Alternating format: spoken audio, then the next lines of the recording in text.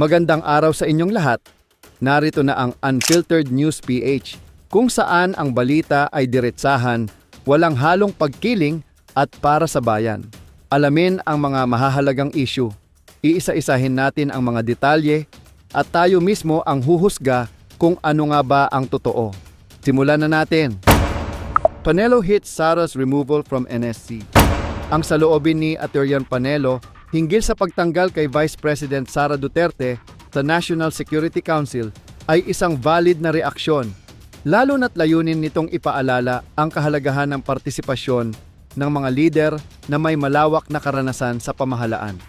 Sa ganitong usapin, mahalagang bigyang pansin ang pananaw ng lahat, lalo na ang mga nagtutulak para sa mas inklusibong desisyon. Ang paninindigang ipinapakita ni Atty. Panelo ay sumasalamin sa isang mas malalim na pagnanais na mapanatili ang balanse at representasyon sa NSC. Ang ganitong diskurso ay nagpapakita ng kahalagahan ng pagkakaisa at kolektibong pagtutok sa seguridad ng bansa, higit sa lahat ng personal na interes. At ayun pa nga mismo sa mga balita, former palace spokesman Salvador Panelo on Saturday branded as dirty politics the removal of Vice President Sara Duterte as a member of the National Security Council, NSC.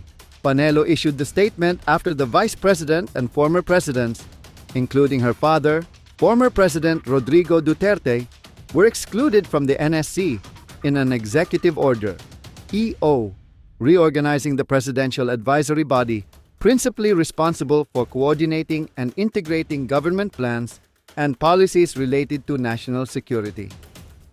The removal of VP Sara as member of the National Security Council is an ill-advised presidential move, Panelo said in a statement.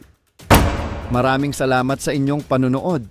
Kung nagustuhan ninyo ang aming content, huwag kalimutang mag-like, mag-comment at mag-share para mas marami pang makaalam ng mga totoong balita. At syempre, mag-subscribe na rin sa Unfiltered News PH para lagi kayong updated.